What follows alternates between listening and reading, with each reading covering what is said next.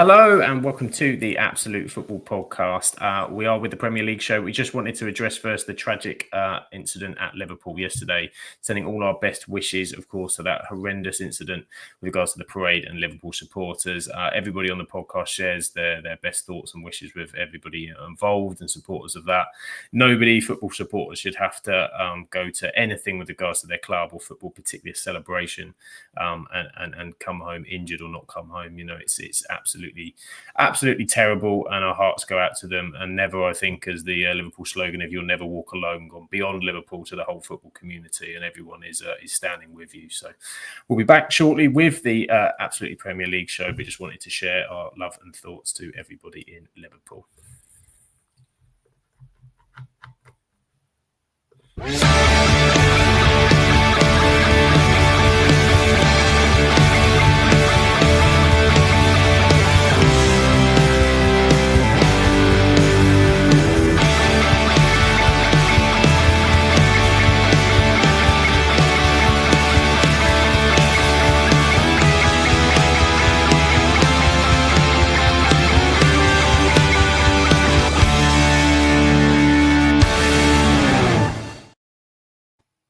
And hello, Premier League show. It is a Premier League show, not for the final Premier League round of the season, not the last Premier League show of the season. Do not fear, we're not going anywhere just yet, but we are here to cover the final day.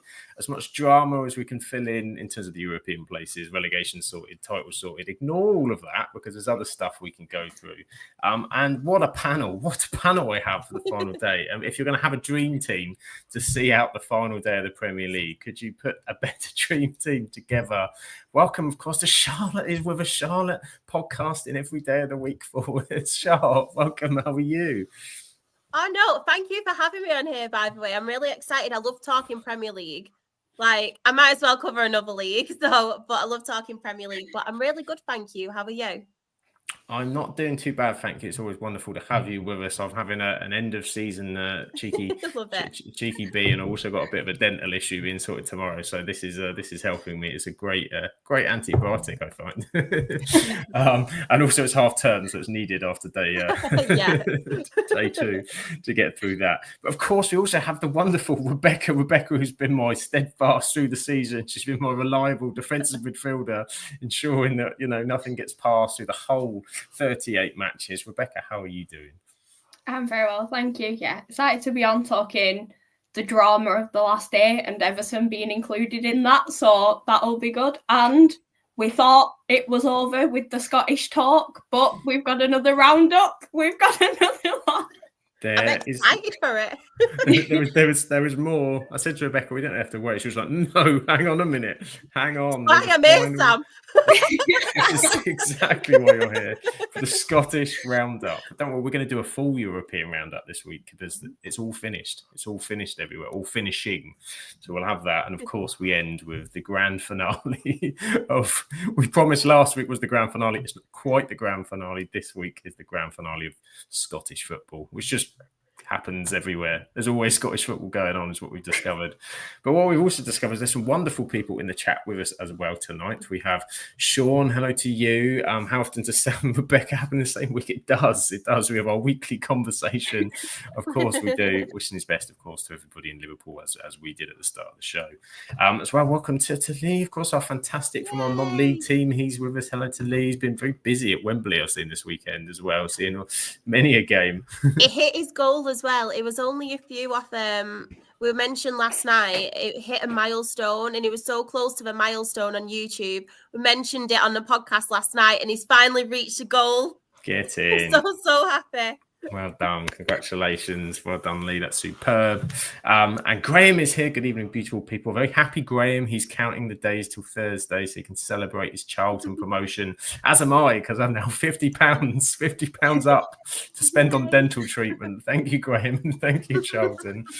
Of course, and welcome, of course, to Richard joining us as well. So where to start? Well, should we start with the game where both teams had a bit of jeopardy on it? In terms of the Champions League places, of course, it was an absolute fight between 5 teams, I want to say, 4 teams, lots of teams, many teams. But Nottingham Forest and Chelsea both had a shot at that one. Charlotte, do you want to start with Nottingham Forest Chelsea and tell us what happened, an away win for the Blues? Yeah, of course. So obviously it was Levi Colwill who did get the goal for Chelsea and got them the win, which did secure them Champions League football. The defender did score a goal in the second half. Enzo Maresca's men finished fourth. One thing I did want to point out just really quickly, and I did mention it a little bit off air to you, Sam, but Enzo Maresca, I just want everyone's opinions to be fair on him, because Chelsea fans have been so... They've been calling for his head, really, haven't they? Like throughout the season, despite them still quietly going along for business and stuff. As we mentioned before, they were second in the league for a while. Didn't really have many people talking. Everyone were talking about your Newcastles, your Aston Villas, your Nottingham Forest.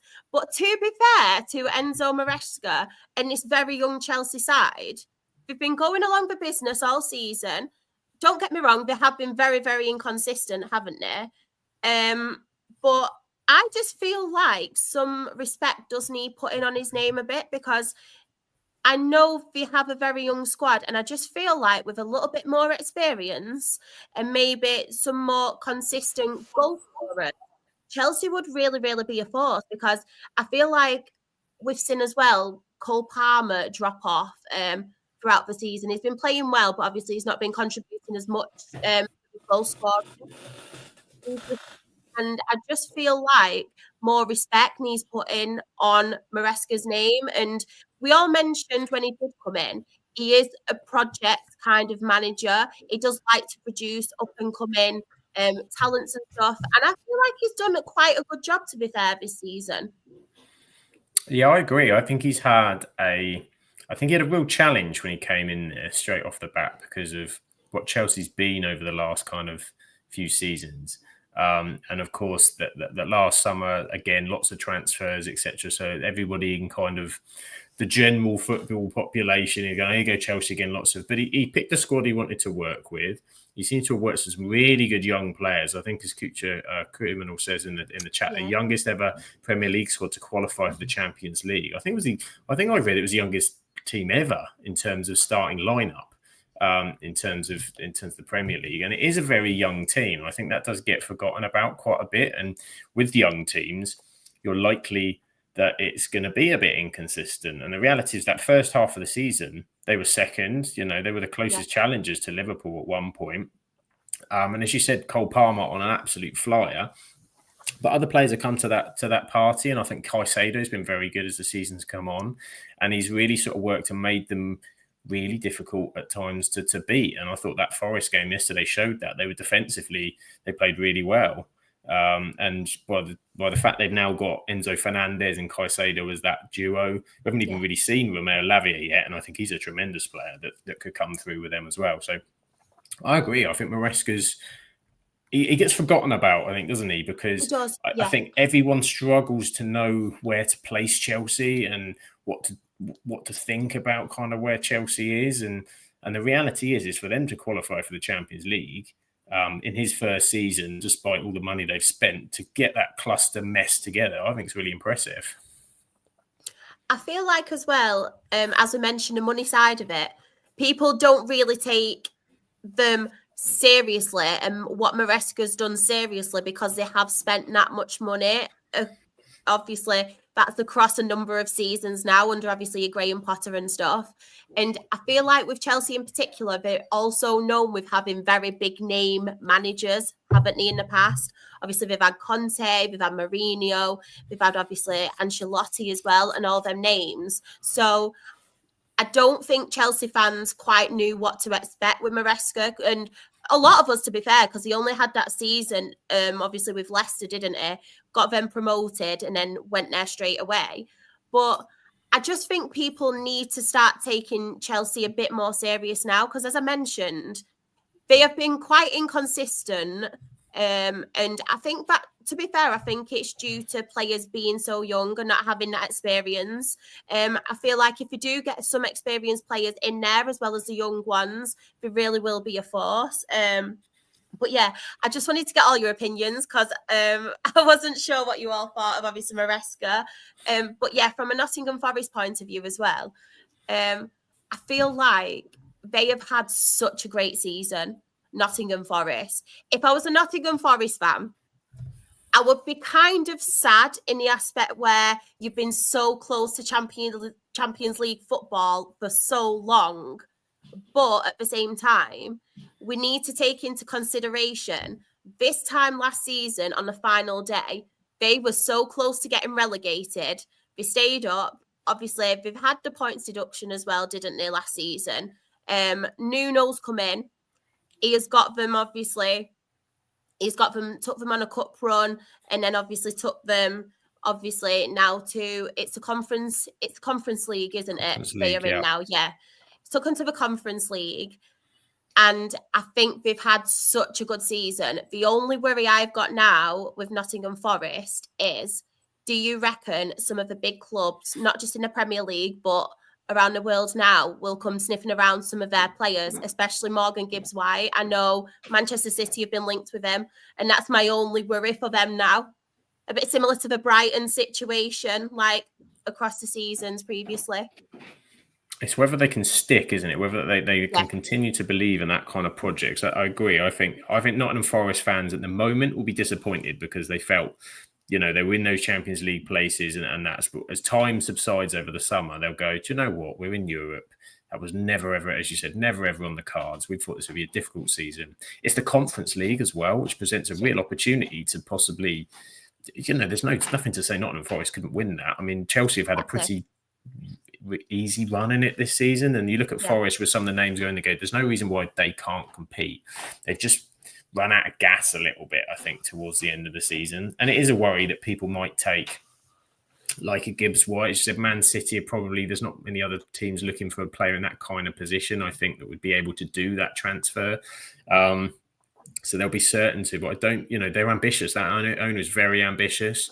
He won't want to be selling those sort of players on, and I think he will make it very difficult for anybody coming in to try and get them. They've also made some fantastic recruitment last season. And if they do that again, you look at Milenkovic was 15 million. Murillo's come from nowhere. The fullbacks are fantastic. They've just run out of gas a bit, and I think their biggest challenge now will be managing that European thing with the squad, and Thursday, Sunday, and it's a kind of can be a real drag. But yesterday was just a case, I think, for them of a game where it doesn't suit them chasing. It's not Nottingham Forest like to teams come onto them. As soon as they go 1-0 down, that's where they need to develop a different kind of way. But they did have chances. I mean, Chris Wood had a couple of really big chances. I know. I mean, he's the guy. He's been the FPL cheat code all year. Like we all knew. What a season he's had as well. What a season he's had, and it would have been perfect for them if he'd have been the man to do it. Kucha Criminal says that draw at home to an already relegated Leicester City was what killed Forest. Yeah, and Richard says he feels for Forest. They've been in top 4 for so long. This is a great season for them, and good to see them back. But yeah, I agree, Sean. It's a worry that there's always going to be one or two that are sniffing around. But I think that can be said of anybody in that kind of 7th to 12th position, how well Bournemouth, Brighton, Brentford, Fulham, all those teams, we've already seen it with, when Bremo's being linked to teams today quite heavily. We've seen Cunha at Wolves, that happens. Players get picked and they're going to move them on. But I think Forest, they believe in the project, and their owner is not going to let them go. So do you think Conference League next season is one that they really go at, or because Chelsea did it differently? Chelsea did it as we're strong enough, we can kind of play 2 teams in that competition and get through. Do you think Forest are going to, because it is Europe for them for the first time since, I think, 95, 96, that they go for that competition? I feel like they should, because I feel like it's a trophy, like we mentioned before. Chelsea have done very well. They've had a good run in it. And I feel like Forest could as well. Obviously, recruitment-wise as well, we don't know who they're going to recruit in the summer.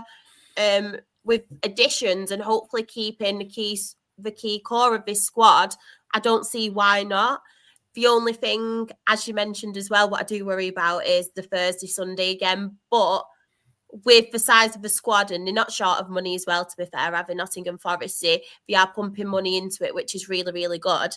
I don't see why they shouldn't be challenging and hopefully keeping around for European places or obviously top half of the table.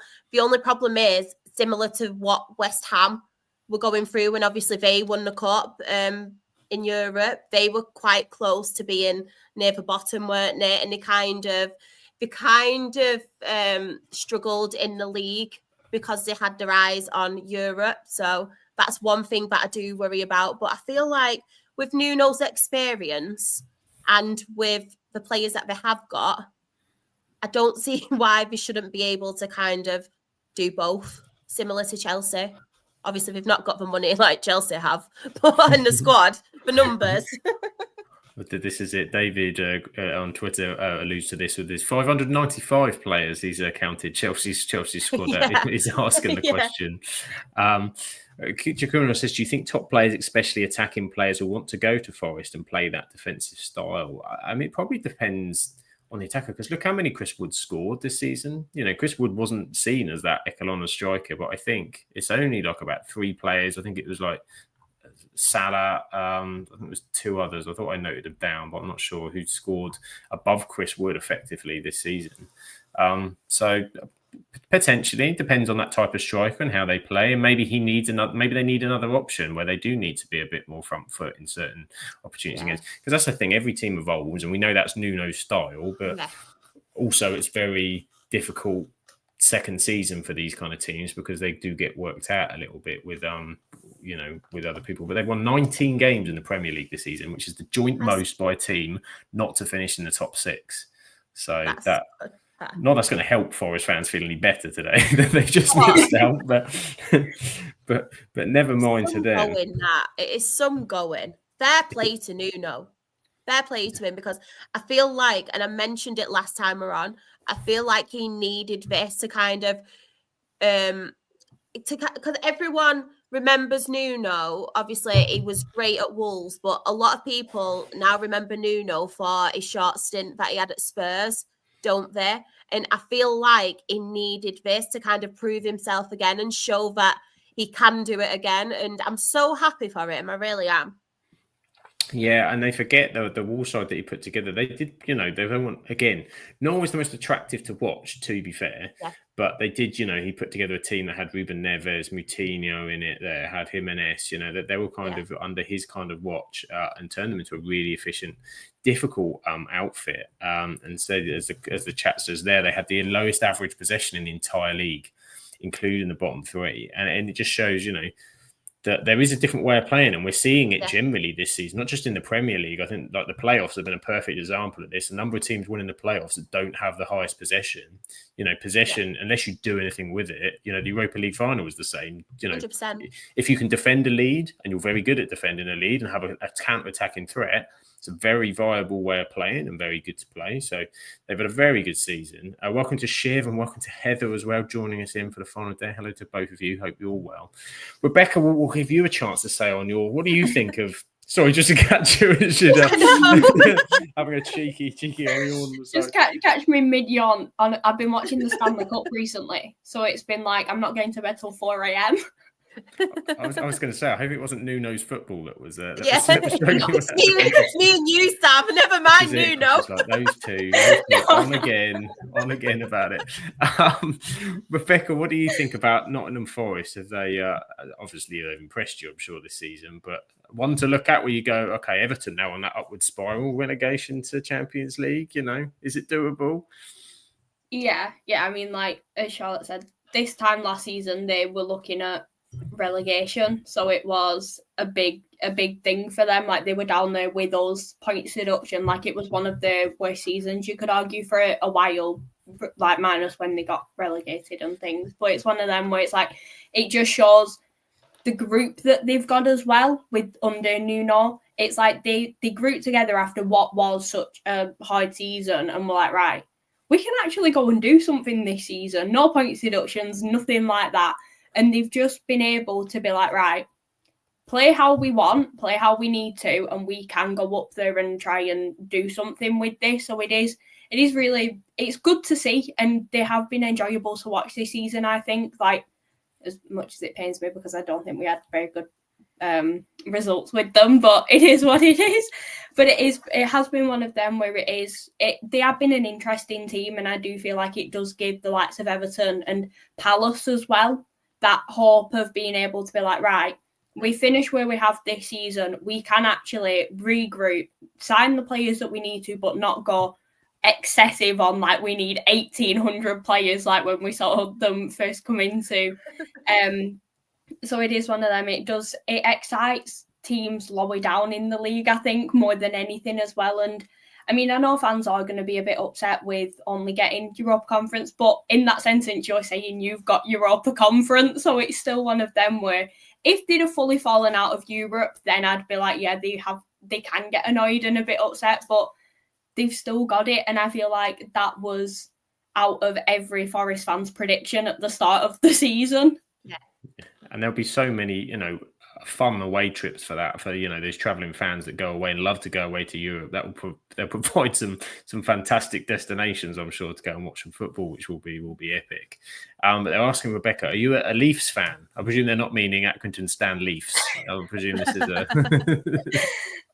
no, I'm actually a fan of their rivals, the Ottawa Senators. Oh dear! Yeah. We're gonna have some trouble. We're gonna have some trouble. Shiv says in the chat. Shiv says, I don't know why, but I can see Marinakis getting rid of Nuno if there's an opportunity to get Conte. Oh, not Conte. I love his rants, but I get bored of him so much. And yeah, same kind of. I can see the similarities in some of it. And, yeah.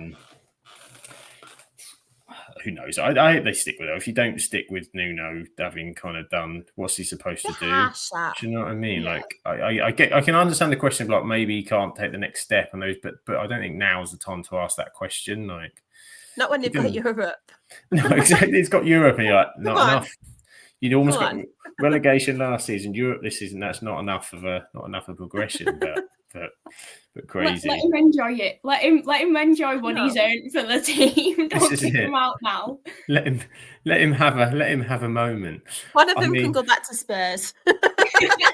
Yeah, exactly. Why not? Sean says if Chelsea win Conference League, who gets the next European spot? I don't think it's a thing now, because I think if they did finish outside the Champions League, it was going to be Brighton, but that was the whole thing yesterday with it. Yeah. So there you go. Shish is bored of Conte. You've got to be joking, right? There you go. There's a Conte. Love for Conte. I really do like Conte as a manager, and I love what he brings. But sometimes I just feel like it's the same cycle with him, where he does well, and then it goes through a patch. Then it kind of has it's a bit like me. Now I think about it, it's a bit like me in life. Like, you're thriving, doing absolutely great. Things tend to go a bit like downhill, and then they go a bit Conte. Do you know what? Yeah, do you know what? I feel like I'm the female Conte, but without the accent. The Rochdale Conte. Yeah. You are. This is it. Now I think of it, I feel like that's why. That's why. This is it. You've made me realise. Rochdale Conte. Seen at the Crown Oil next season. Who knows? Yeah. No, you got Big Jim. Big Jim. You don't need Conte. So yeah, I mean, there we go. Chelsea got the job done against Nottingham Forest, so that meant that they had secured their place despite Forest having a good go. So Chelsea will be in the Champions League next season. David's given it to Tottenham. Tottenham Hotspuds, he says, must be the lowest finishing team in the league to qualify for the Champions League podcast. We don't have one of them yet, but who knows in the future. One place above relegation, laughable. I'm probably not the person to say anything about Tottenham this week, so I'm going to keep my mouth shut on Spurs with what happened. I'd also like to say we're getting a Scottish Prem podcast before we get a Champions League podcast. Yeah. The Dundee Hour with Rebecca. Ooh, the Dundee Hour coming. That would be interesting. Said you had time, Rebecca. Yeah, get a full podcast going. What else to do with your life but talk about podcasts every day? There's plenty of football to cover. There's plenty of football to cover. And there was another game. What was the next one I was going to move on to? Yes, a team we don't often talk about because Manchester City.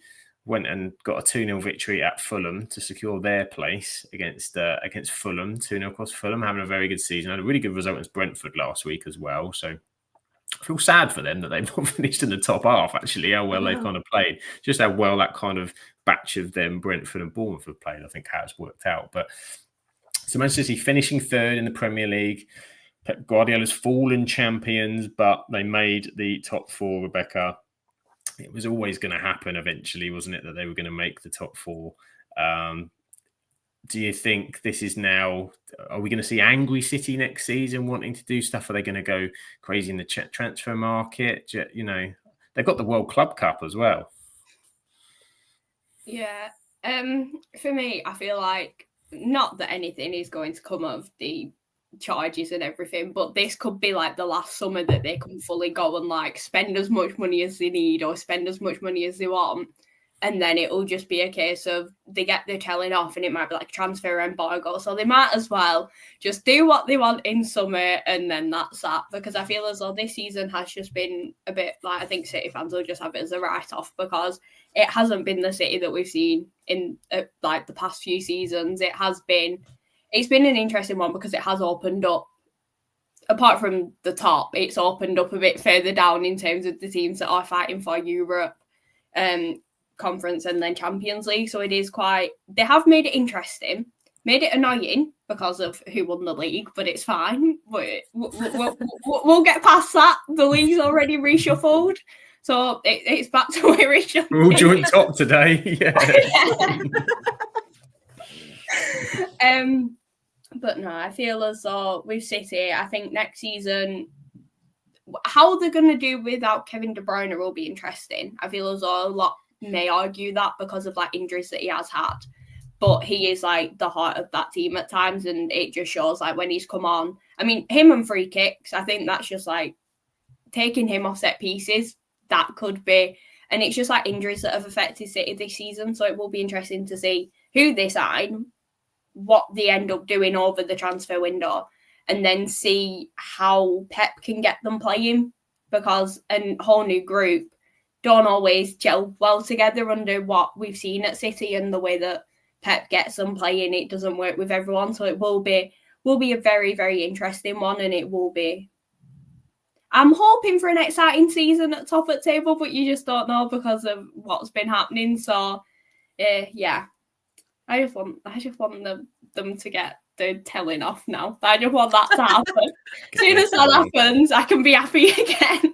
You know what will happen? They'll roll them up and they'll be like, right, going to announce the charges and such, and then Everton will get a thing. So look, City have been charged. Here's your points deduction. Yeah. That's how it usually works. Yeah, I think it's a massive, massive summer for Manchester City for next season. I think. As Kucha Kumina says there, Manchester City need Foden back on top form. I think, yeah, Foden's one. I think I've not seen the article or something he was talking about. He said he's had issues off the pitch and other things sort of going on, which has affected.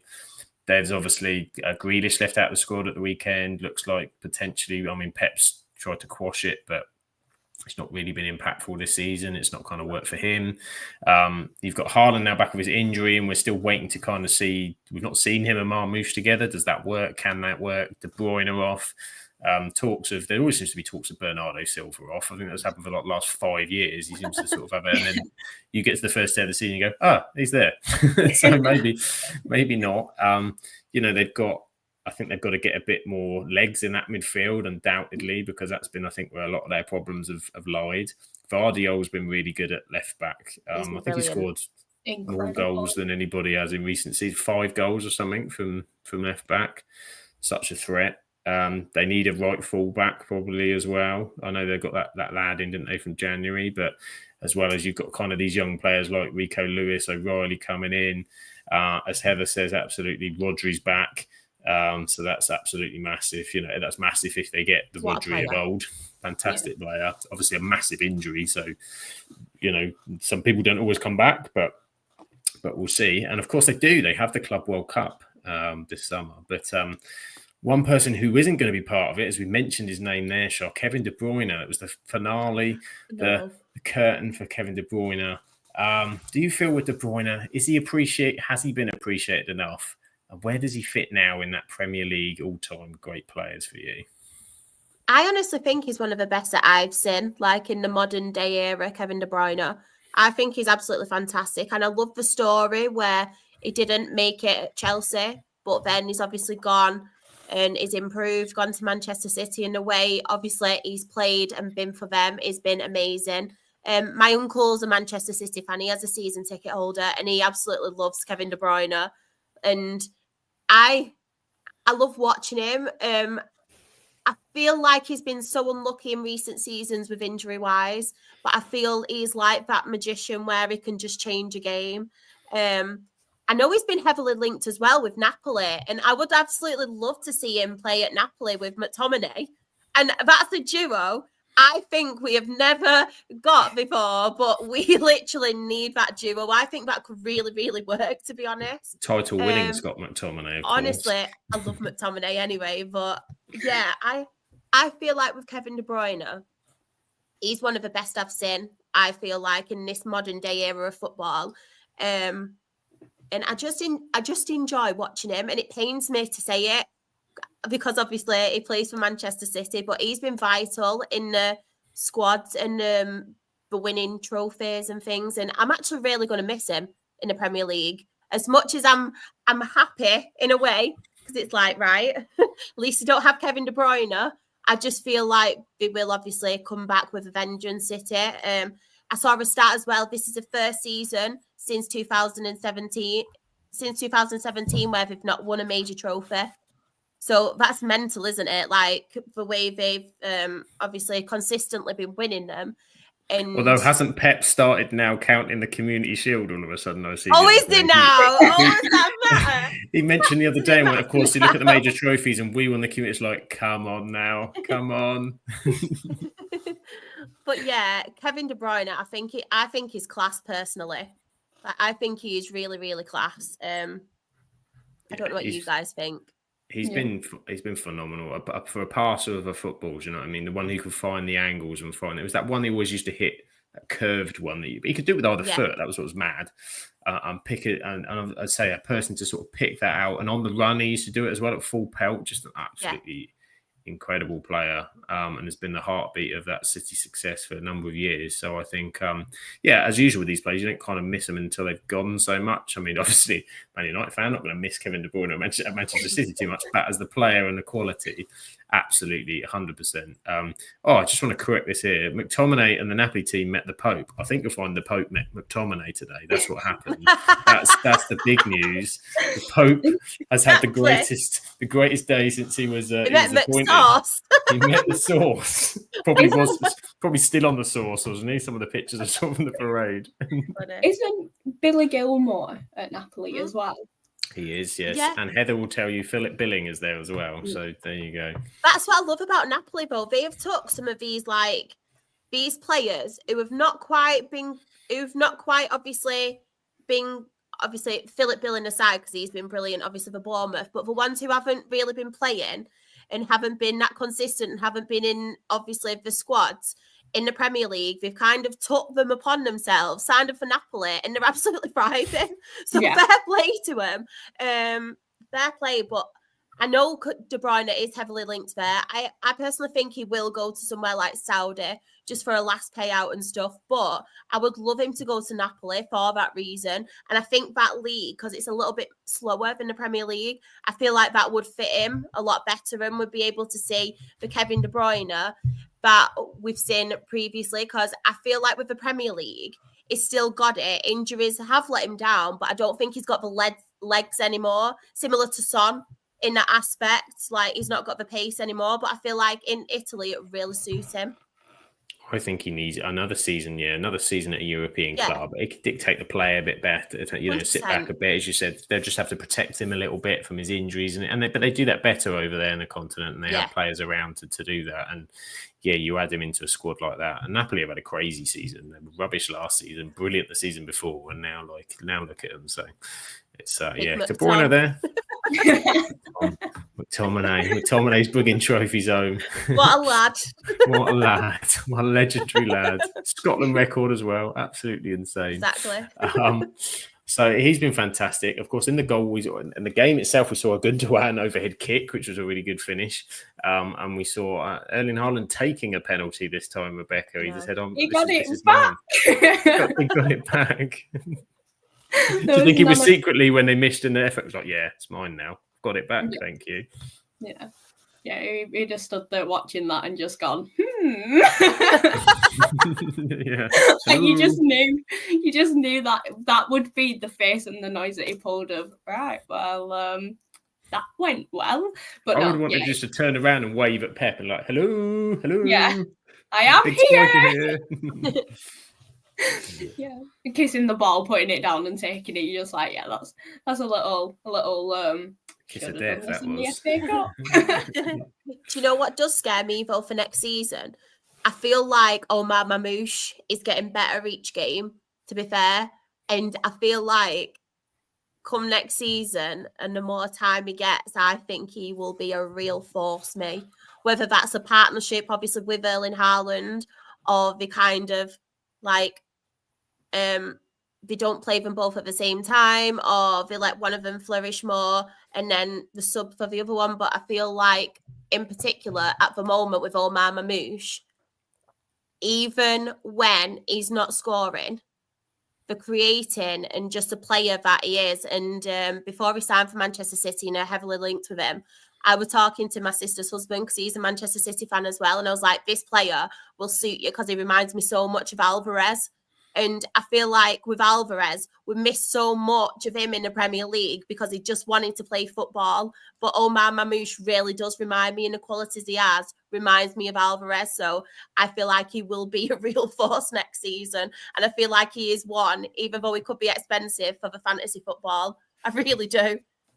He is a problem. I mean, he's been a problem. He's been in my team quite a bit in and out of the last back end of the season. Yeah. He is the goal against Bournemouth was crazy. He's such a finisher, and I do think, and that's where your Alvarez, your other players work. And when you get Haaland back, if they can make that work, that's undoubtedly going to be a problem, because Haaland's going to drag players out of positions that then Mamouche is going to pop up and he's going to hurt you. And it may well be that Haaland's numbers maybe suffer a little bit because of that, because, he's not going to be, and Haaland may have to accept that a little bit. That might be a challenge that Pep's got to deal with. But I think Mamouche is a fabulous player. He's been a great addition for City so far. And I'm sure we'll all be watching the World Cup, so you get to see a bit more of it this summer. I don't even know what channel it's on. I don't think it's even. I think it's on DAZN actually, so nobody. We watch along in it. Yeah. I'm gonna get up at 2 a.m. for the Mamelodi Sundowns. That will be us. Let's do it. Big games. I might cover some of it actually, just out of interest, with being a completely random tournament. But there we go. So yeah, that's Manchester City. So Manchester City secured their place. We've got City in, we've got Chelsea in. Then we come to St James's Park and the arrivals of the wannabe party poopers, known as Everton, with everybody thinking, okay, Everton are on a bit of a run here. Newcastle have got a bit of something, what's going to happen? But Newcastle, St James's Park, League Cup behind them, it will be fine. And then, the soon-to-be winner of the French Open, Carlos Alcaraz, again, Rebecca, does the business for Everton. Is he coming back permanently? There's rumours, isn't it? They're trying, I think. We're in talks to try and sign him permanently. So 4 of our loans have returned to their parent club. So Jack Harrison, Mangala, Brozier and Jesper Lindstrom, they've all returned to their parent clubs, which this is like the first time in, it could be like 4 or 5 seasons that Jack Harrison could actually be playing for his parent club. He's just been out on loan this whole time. Because I think this is the second season we've had him. Yeah. So it's been quite wild for him. But yeah, we are trying to sign Alcaraz, which will be really good, especially with what has been reported today of apparently Calvert-Lewin could be going on a free to Forest. Don't know how true that is, but that's what's being spoken around by Everton fans at the minute, because we are also being heavily linked with Liam Delap, where we've had talks with him, and apparently he's quite interested in what Moyes had to say. And I think one of our biggest sellers could be our new ground. And it's like the financial stability that's behind us, the new ground. It's like we've actually got a selling point at the minute. We're not sat there going, yeah, did you see us last season? We were relegated at half-time like it was a few seasons ago. Like, we've actually got some positivity behind us. And I mean, finishing off the season with a win, especially against Newcastle and away, even better with it being a clean sheet, because Sunderland get promoted the day before Jordan Pickford is playing Newcastle, which the boos could be heard for a very, very, very long time. It was just really funny. Everton fans just kept singing his song, which was really good. But yeah, it was quite funny. There was a lot of Newcastle fans also dressed in dinosaur suits, which just it's one of them. But yeah, it is fun actually being able to head into a match and just be calm and not have anything to worry about. So it's a nice change for Everton fans, I think. I do have to say my highlight of the match was watching Ashley Young, Megs, Anthony Gordon. I do have that was iconic of Ashley Young. That was Tekkers as Ashley. Yeah, that was the highlight of the match. And also the fact Anthony Gordon got subbed at half-time, because I think every football fan will know what has happened between Everton and Anthony Gordon. So anything that doesn't go well in a game against us, it's just great and it's quite funny. So he had a penalty save off Pickford, I think the home match, and then this happened in the away. So what can we say but no? Newcastle did have quite a few chances, but they could not get past Michael Keane. I said on the podcast last week. Did say last week. We said he was going to have an absolute worldie, and he did. yeah, because Jared and Seamus Coleman were both injured, which was a shame. But Michael Keane came in, did the job he needed to do. So fair play to him. It could be his last in an Everton shirt as well, because he's one of the players out of contract. Illiman and Dye has been our greatest signing this season. I think he cost us 15 mil, which is incredible. Like, that's good business for Everton for once. That's great business, that. Yeah. It looks so. Wow. And I think we've got him signed till like 2029 as well. So it's like, I was looking at when all the contracts expire the other night, because I was like, oh God, how long have we got certain players for? But no. He has been a standout for us this season, incredibly talented player, and him, like the partnership that he's creating with Everton and the fans and everything like that, like he's got his own song already. It took us, was it like 8 years to make Jordan Pickford one? Illiman and Dye's there for one season and gets one. So yeah, he has been outstanding for us. And then Alcaraz scoring again, which I think every Everton fan has been hoping that we will be able to sign him, because he has been a breakthrough for us, especially with Calvert-Lewin being injured. Him and Beto work quite well together when they play together, and then like the replacement as well has been really strong for us. Doucouré, his last ever match with Everton, it was quite bittersweet, but again, the shithousery of him has just been incredible this season. The Merseyside derbies, celebrating in front of Gordon when the penalty was saved. Like, Doucouré will be missed, but he's gonna be a Everton fan for life, and like a fan favourite for us all because of what he's done. He saved us last match of season against Bournemouth. If it wasn't for his goal, we would have been in the Championship. So yeah, it's quite sad to see him go, but it was really nice to see him come on. With the end of the season, it also sees, this is my stat of the day, which is quite funny. We got Brozier on loan in January, I think it was. His time with Everton has come to an end with the grand total of 4 shots, all of which were off target. Hey, consistency. It's what you need. Yeah. Well, the only way is up for Brooke, bless him. Yes. It's not great attacking stats, is it, to be fair? No. It's not been the greatest season for him. He ended up with quite a serious injury in an FA Cup match, and it's not worked for him being at Everton, unfortunately. But yeah, he's back at Chelsea now, so we'll see. We'll see what happens with him, but I do feel as though he's one of these where if you can keep him fit, he could be a good one for you, but he's too injury prone, and it's just, yeah, it's not do feel for him with what he's gone through. It's finished. Yeah, I think a few clubs have had that. Was it Fulham and Southampton he was at as well? I think both had issues with him with injury. So yeah, you feel for him a bit. But there you go. Or Nick says, sorry, Rebecca, there's no truth in the DCL rumour, apparently. No truth. Ruled it out. We'll have to wait for our retained list, and just saying those words pains me after what I've just gone through with Accrington. I never want to hear a retained list or see a retained list again, but here we go. I've got to go through one with Everton.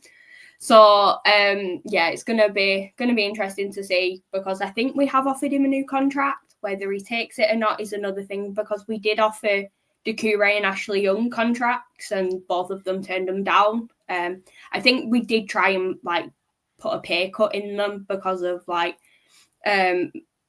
the amount of matches that we are seeing Ashley Young play now, because we do have Nathan Patterson up and coming, and right back position we have gone more with Jake O'Brien as well. So it is quite interesting to see what will happen with our retained list. But yeah, I can't deal with another retained list after what happened with Seven-Aki. So please, Everton, be nice on this one, because I can't go through heartbreak again. Well, Graham says he can't deal with any more Rebecca tears. And no. Ironically, if I was looking at our retained list, I think I'd just be happy. 3 or 4 names is about the maximum I want to see on there. I think after the season that we've had, that might retain this might be a bit different. But are you ready, Rebecca? Because I promised you a stat in return, didn't I, an Everton stat? And you may well have heard this one, but if you haven't on the pod, if I said to you, king of the tackles, who is the king of the tackles? Idrissa Gana Gueye. Idrissa Gana Gueye, king of the tackles, most tackles in the Premier League. Not just most tackles in the Premier League. In 22-23, who got the third most tackles in the Premier League? Idrissa Gana Gueye. In 2018-19, who got the second most tackles in the Premier League? Idrissa Gana Gueye. In 2017-2018, who got the second most tackles in the Premier League? Idrissa Gana Gueye. And in 2016-2017, who got the most tackles in the Premier League? Idrissa Gana Gueye. So there you are. King of the tackles. Idrissa Gana Gueye. Love the tackle. Love it. He's one that I'm really hoping we've given a contract to. But there is a bit of Everton have put a tweet out on him, how many tackles he's had this season. And rather than saying does, they've put did. So everyone's they're putting past tense. They've not given him a contract. They've not done it. And so every Everton fan has seen one little sentence, one word that could be changed, and they're like, oh God. But yeah, he's one that I really hope we have offered him a contract, because the partnership between him and Jimmy Garner in midfield is incredible, especially with losing Doucouré. I still feel like we need a dresser in there as well. So it is one of them we're keeping fingers crossed that we do have him. He could well be back. And Shiv says, I think he loves the odd tackle every now and again. I think you might. I think you might be right. But of course, Everton were there to upset. To upset Newcastle's final day, Shah. It looked like, off the back of the League Cup, I think everybody thought that, okay, now there's the momentum, top 4, but it's been a bit kind of scratchy a little bit last few weeks. They managed to get Isak fit, and I think everybody was like, okay, looking at that starting lineup, they're there. You got Bruno's there, Tonali's there, Isak, Jacob Murphy all been playing well, Harvey Barnes, Gordon, but was just couldn't get anything together. And it looked like Eddie Howside might miss out on Champions League. Spoiler warning, they didn't, but it looked like they might not miss it. Where is it kind of is it just a case of the occasion, the momentum? Is it a case of sometimes in these last days that you'd rather be away from home than at home? Is it more pressure than help sometimes? Yeah, I reckon it's a lot of pressure. I don't want to take anything away from Everton as well, because I feel like under Moyes, he's revitalised him, hasn't he? And him coming in is like a new Everton, and they're very hard to beat a David Moyes team. They really are. So I don't want to take anything away from them. But yeah, I think there was a lot of pressure, obviously, on Newcastle. I know they were going into it, and you obviously had Aston Villa, you had Chelsea, Nottingham Forest, who were going to get there. And I just feel like they were tiring a lot, Newcastle, and I've seen them the last few games, and I feel like they've been tiring as well. A few niggly injuries and stuff, I feel like, and I'm happy we got them for Eddie Howe, and I think they have had a really good season. But yeah, I just feel like they were getting tired. The pressure were getting to him that little bit. And yeah, sometimes with Newcastle and watching them and the kind of football they play and like the intensity and everything. And I feel like with Isak, he wasn't 100%, as we mentioned. He's been off the boil for a little bit now, hasn't he, Isak? I don't know if he's carrying a knock. But yeah, I am happy for Newcastle though and Eddie Howe. You know how much I love Eddie Howe. Do indeed, and they've got their Champions League spot back, which will be massively important for next season, I think, as well, and to get rid of any fears of Isak and his future, etc.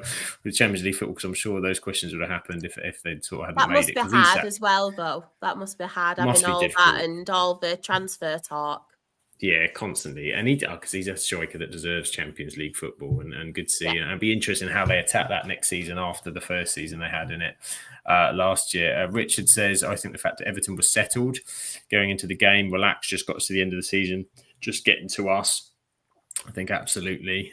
Graham thinks Everton top 7 next year, Rebecca. There you go. He's calling it now.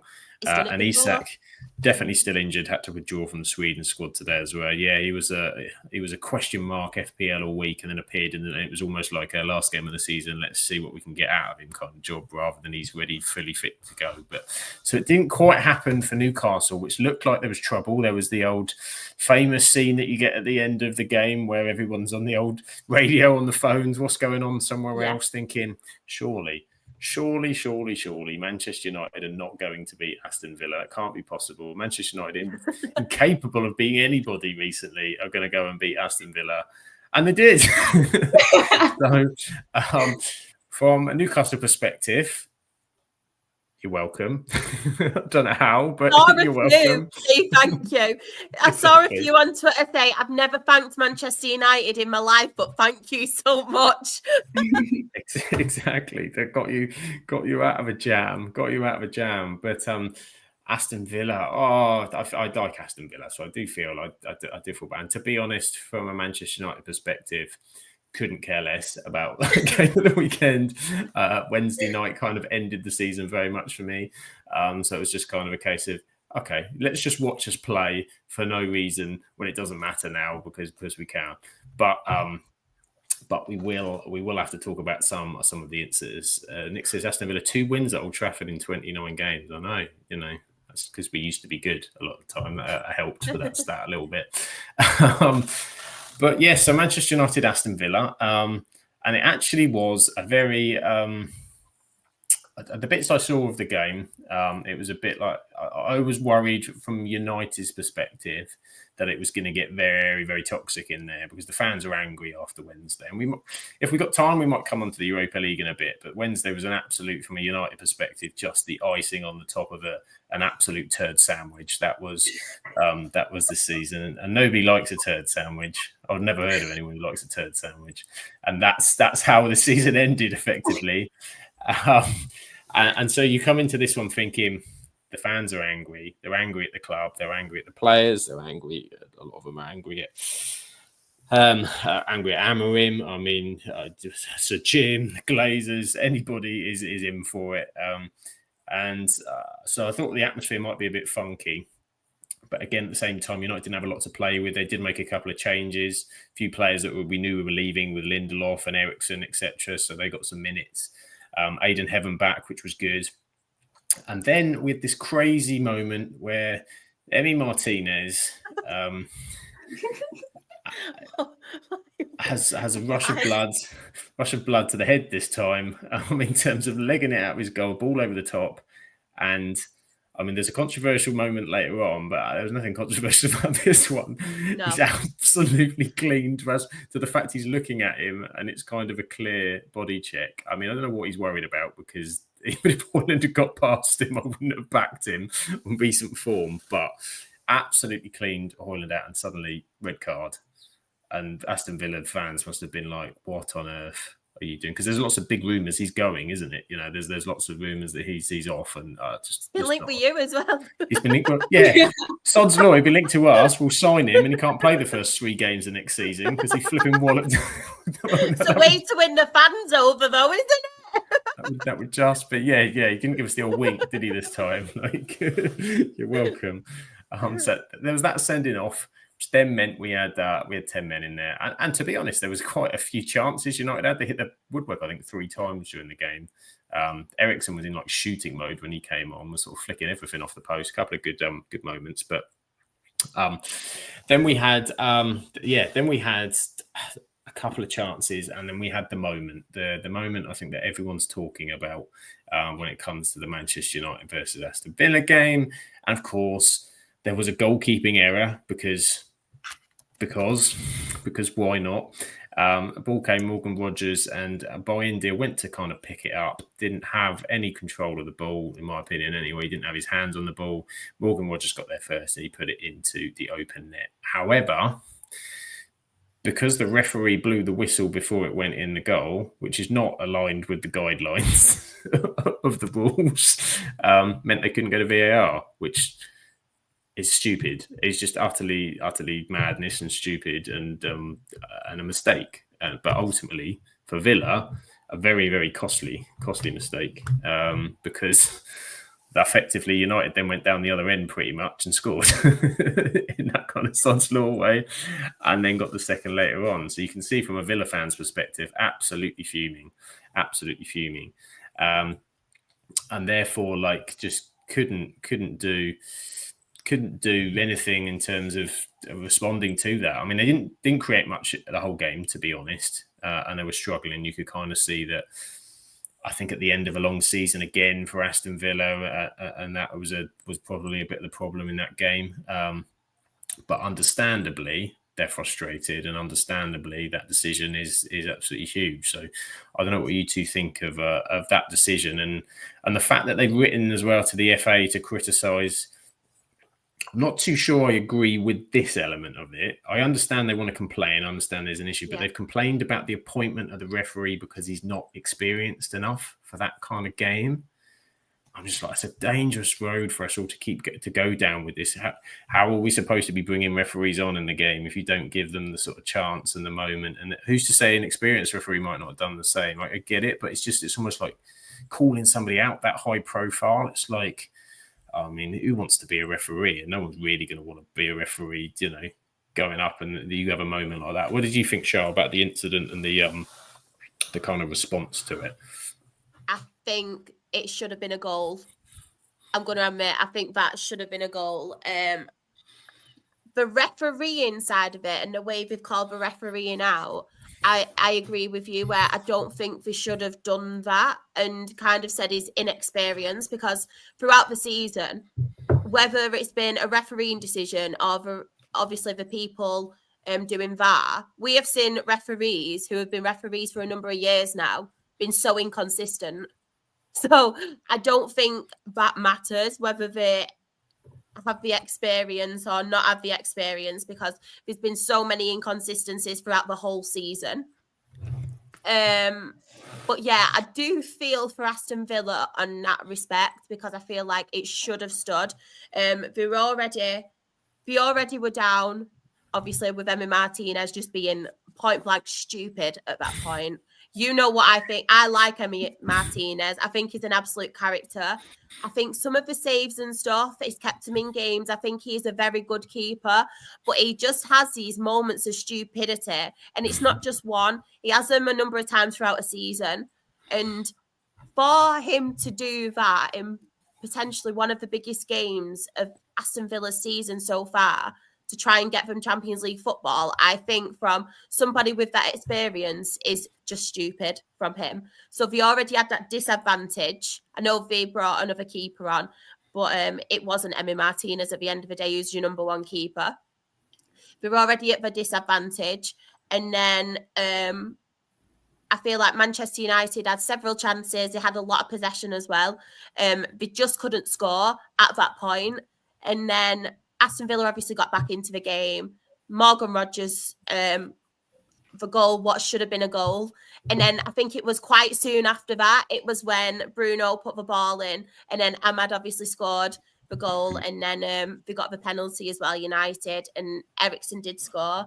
So I do feel for Aston Villa because of that bad decision, but I'm with you where I feel they shouldn't have called that referee out, his experience, because you're already struggling to get referees at the moment anyway. Like, nobody wants to be a referee anymore because everything is just on them. The heat of everything is on them. But yeah, I feel like they should have gone a better way around it than calling him out, because he'd already have like so many people on social media and stuff on his back. The club shouldn't have done that.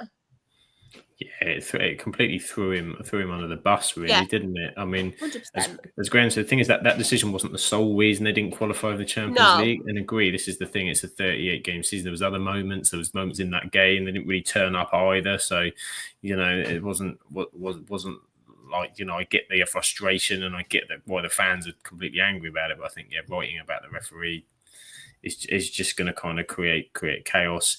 Graham says, didn't they write to the FA when they got away with the non-goal the other season when they just about stayed up? Heather says, exactly the season we got relegated instead of them. But I think this point is key because Graham says in real time it looked like a foul. So I can see why the referee gave it. I still think it's debatable. He had a firm control. The rule's a bit subjective too, which is a bit subjective. I think they read it out Match of the Day, and it's one of those vague ones. But the mistake and the problem was that he just should have just let it go in and then dealt with it, because this is exactly what VAR's for, because VAR then looked at it and gone, you didn't really have it under control and kind of dealt with it. But they missed that opportunity. But who isn't missing an opportunity? Our Super Dan, the tantalising trio. Love from the Premier League's newest recruit. Yes, Burnley. Burnley are back next season, which means we may be seeing Dan's smiley face on occasion. It better be on Thursday, though. And Thursdays too. So everyone's being shared across all pods next season. Yeah, we just love talking football. We just turn up. We just turn up wherever. But it didn't. And he says, clubs need to set an example for fans. They certainly do. And that opening shift was beautiful, but I personally prefer Ahmad at wing back, to be honest. It was a beautiful goal. If we'd have just seen one of them on Wednesday, that would have much preferred. That's the that's the downfall about this weekend. But there we go. Aston Villa just missed out and said Man United had 10 shots on target in this game, which was their most in a Premier League match under Ruben Amorim, apparently. So great time to come into form, just as we're off to Hong Kong to play some needless games. But it's the end of that season. And so, Aston Villa, Rebecca, just missing out. It's Europa League for them. Obviously, they had the Champions League this season, just desperately wanted it this season. It seems a bit similar in a way to kind of Newcastle 12 months ago, didn't it? Because they got so close and then just missed out as well. Well, what did you think with Aston Villa just missing out on Champions League? I think that Villa fans will disagree with me on this, but I think it's for the better, because we've seen them struggle with having Champions League and the Prem this season. Like, there's been quite a few dips that they've had, which have then caused issues, which have then resulted in them to drop out. But I do feel as though they will have a better chance in the Europa League, and I do feel like they could go further in that than they would in Champions League, and I feel as though that would work more in favour for Villa. I know a lot may disagree with that, but it's just what I think of.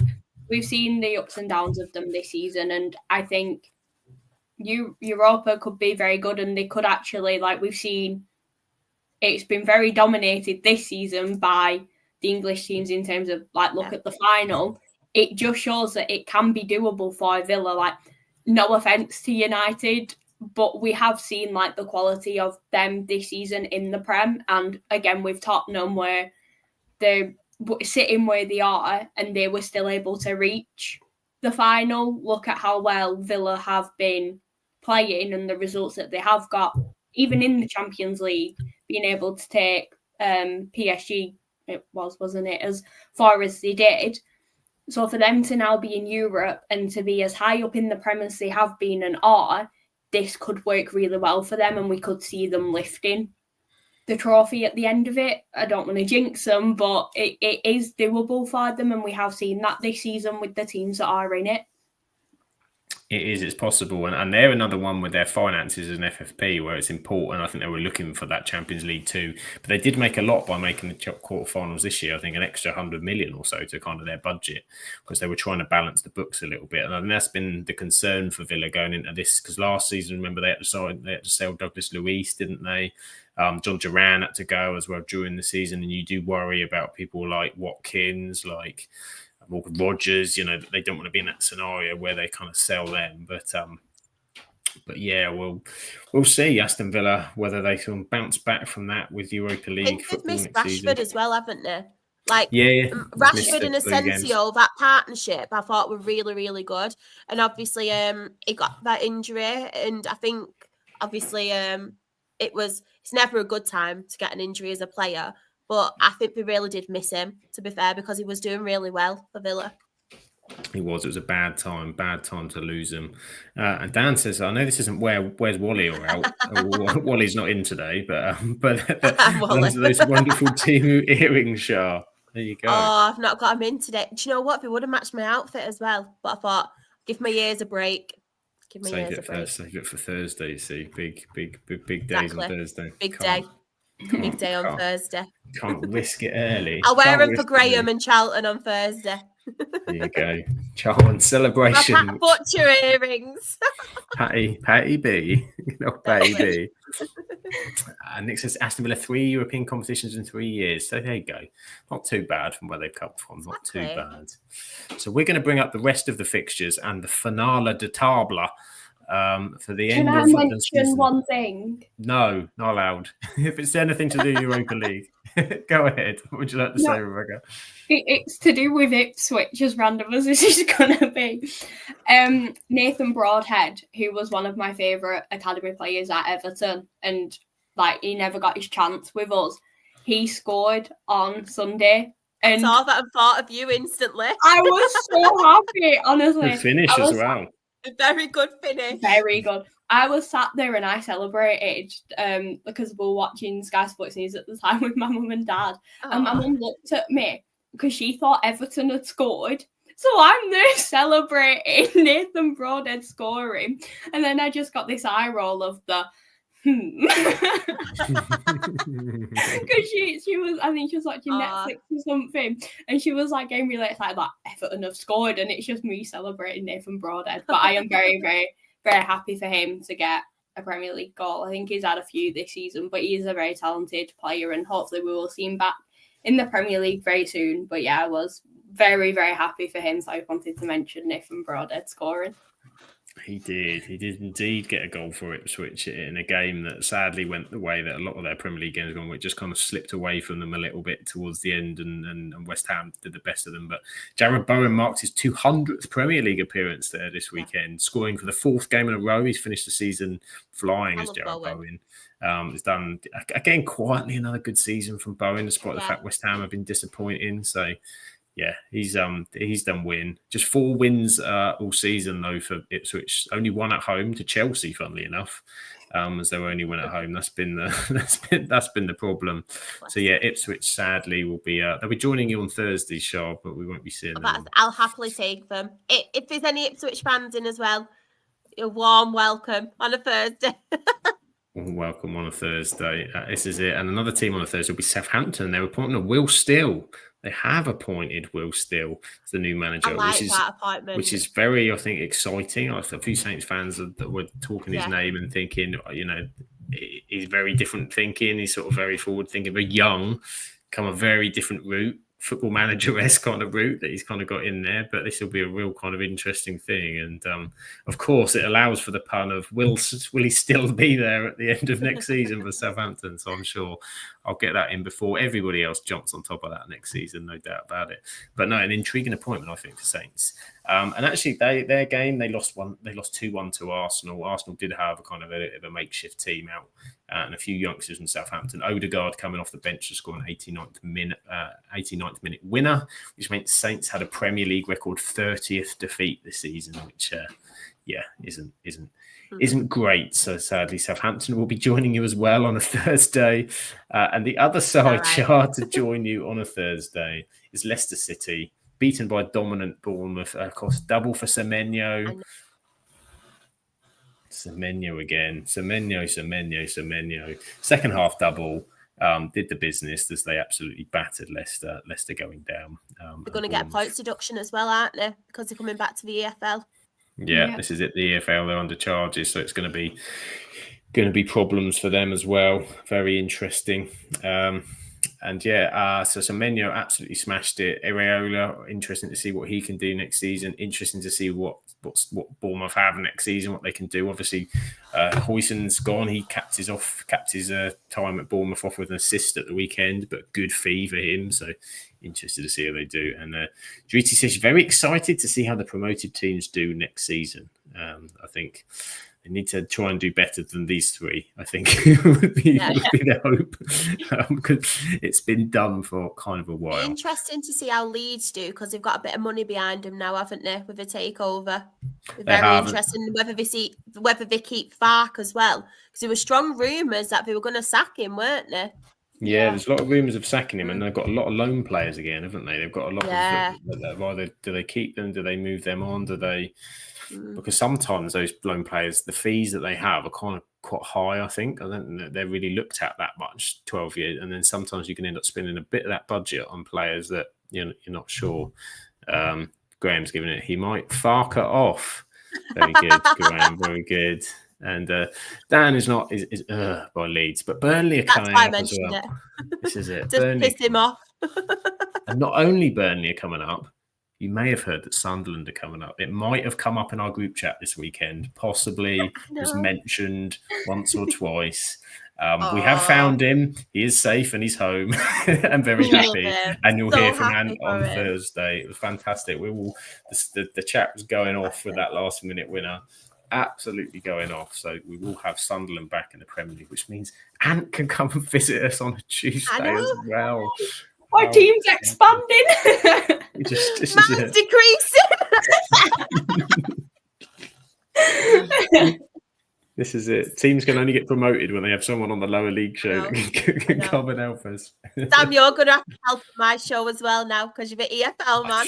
The way we're going, we might be coming down next season. So we could legitimately be there. Rebecca will have to host on a Tuesday. I could be out of here. Who knows? That would be the most chaotic short of we just cover like a tiny bit of the Premier League and just all Scottish. Yeah. Where the excitement is. I could fix the table up for 5 minutes and then suddenly 20 minutes into our Livingston chat. And the table will look completely different every single week that you see it because someone will get moved further down each week. It'll get changed. And Dan says, glad sounds. Well, I knew where you were going to go with it, Dan. See, I got stabbed in early. I was self-sacrifice for that one. Liverpool, of course, drew with Crystal Palace. They got Mohamed Salah scored late on, which meant they had their sort of day of celebration. Signing off for the draw meant he's got the golden boot as well. The equal goal involvement record, 29 goals and 18 assists, which is just ridiculous stats again from Salah. Another ridiculously statted season. And also, I think the fact he's got that second Premier League title as well, same with Van Dijk, is he's just building their legacies, for when they're, from where they are. And both here next season, of course, Trent Alexander-Arnold is off. He's got his reception in the end. It took a bit of time. It took even Jurgen Klopp getting involved this week to say, "Come on, guys, give him some love." But yes, so Liverpool the winner, and Crystal Palace, of course, with the FA Cup win. They haven't fallen off either. That kind of off the back of that, the last couple of results they have turned up to. So really good strong end to the finish for the season for them as well. It seemed like everybody was having celebrations over the weekend. I was looking there, and it was apart from us. Not this year. But everybody excited for Crystal Palace to win the FA Cup as well. The other games, I think that's pretty much everybody bar. Oh yeah, Tottenham lost 4-1 to Brighton. I don't think they cared either, to be honest with you. sad for Brighton because Brighton have gone on a tear. They really have given this a real good shot to try and get into Europe, but sadly, because of how it worked out, 8th place didn't get one. So feel a bit for Brighton because they've had a real kind of real quality run. Jack Hinchelwood's been scoring left, right, and centre for them, and he got a really clever back-heel goal as well this weekend, which was really good. And then it just seemed one of those that Tottenham, as the game went on, I think the hangovers kicked in, to be honest, as the games went on and they ran out of legs in the last half an hour, 20 minutes. And it ended up 4-1 in the end to Brighton. Shish, am I the only one who loves Mateta, by the way? No, fantastic. I love Mateta. He is fantastic. He's brilliant. And Watson, who scored the winner for Sunderland, is off to Brighton as well, which was a really good winner in that playoff final. Such a casual, calm finish. He is coming to Brighton next season. As well as, who's this Diego Gomez fellow as well? Sticks one in the top corner in the last couple of minutes. Brighton just seems to suddenly just appear. They just suddenly chuck someone on that no one's ever been aware of. Even another talented The recruitment player. of Brighton, honestly. Their recruitment has been quality. And Rebecca and I may be doing a Brighton episode very soon with somebody. So that's we can ask them about if there's any more of these gems in the closet for next season. Who's coming out next? Yeah. Who's coming out next of the Brighton conveyor belt? And the final game was Wolves 1, Brentford 1, which probably the highlights of that one was Brian Mbeumo scored 20 league goals this season, which is mad, absolutely mad. I know he takes penalties, but it's a really good season for him. And also the goal for Wolves was a thunderous strike from Marshall Manetzi. Fantastic goal. What from a name! him. I know. I've seen that. Another Marshall Manetzi with a thunderous volley. That is a proper great name. That's a proper park. Marshall Munetzi. Yeah. It's like a comic book, isn't it? I know. I don't know what to expect though, right, next season with Wolves, because I feel like obviously it's pretty nailed on now that Cunha's going to you guys, isn't it? And Aït-Nouri has been linked to Manchester City as well. And I kind of feel for them because I feel like they've got these hidden gems, Wolves, and they've started to play well. And obviously, I don't think the manager has got the recognition that obviously he deserves. Because they had an horrendous start, didn't they? Obviously, the start of the season. And I feel for them a little bit. And obviously your Brentfords as well, where the bigger clubs are now coming in for the players. So I don't really know how they will cope with these losses. No, yeah, I think it's because Pereira's been there a little while, and I think he's done a really good one this season. Again, it's a new manager. You don't know how he's going to fit with the whole whatchamacallit. I was going to say how he's going to fit with the whole recruitment. Yeah, that's it. And what his plan is going to be for next season. So yeah, that's the big question I think for them. As you said, Cunha's pretty much done. It's just a case I think that they're haggling because there's a release fee that United are paying. They're just haggling at the minute over the instalments. I think United want to pay it in about 17 years instalments, and Wolves have gone, no, you can do it in 2. So I think that's the argument going back and forth. But Cunha looks set to be off. But again, Wolves, these players, it's all about recruitment for them. They need to then find the next one. That then they either have a couple of seasons and sell on or whatever. And I think that'll be a key one to them. I hope Aït-Nouri doesn't go City. No, I love him. He's been so good this season. He's been really good. Left back's been a fantastic position, I think. With him, Milos Kerkez, Anthony Robinson as well. Fulham has been excellent. I just think, as well, they've got Gvardiol. Unless they can play Gvardiol on the back of the 3 and then play him outside of him potentially. But don't do it. Don't do it. Don't go. Hashtag please don't go. Everyone says I don't think this isn't right, is it? Brighton don't get. I thought Brighton because Chelsea got Brighton get the Conference League if Chelsea win tomorrow night, because Chelsea have now got the Champions League space. That's now not a thing, I don't think. And Nick agrees, says I don't think they're due to. That's what I believe. No, I don't think. Brighton, I think. No, because they did a thing. Yeah, it was sad they missed out, unfortunately, but. It is what it is. So there we go. That is the final league table. Liverpool win the title. Champions League for Arsenal, Manchester City, Chelsea, and Newcastle. Aston Villa into the Europa League, Nottingham Forest into the Conference League. Really good seasons for Brighton, Bournemouth, Brentford and Fulham. Crystal Palace getting up there. Everton in 13th, flying up the table. West Ham in 14th. Manchester United gained a place into 15th, Yes. jumping Sam. on the way up. Nosebleed. This is it. The good times are coming, according to Ruben, and I'm just in too much pain to think about anything else. I need the summer. I think it's been a rough time. Really, it's been a rough time. However, it is what it is. You know what I mean? You have to take the rough with the smooth. And it's certainly been a bit rough. But Wolves are 16th. Tottenham finished in 17th, but they did win the Europa League. It just makes me laugh, that little green champion. It looks like we've made a mistake on the graphics that always get picked up. It's just like they're safe. That's the safety zone. They're in green. They're safe. They're okay this year. Won't be a problem. One thing I did, and like this isn't any offence to Leicester, Ipswich and Southampton, like this isn't how I want it to come across. I do just wish that it was tighter at the bottom of the table and it wasn't just like the bottom three and the big jump.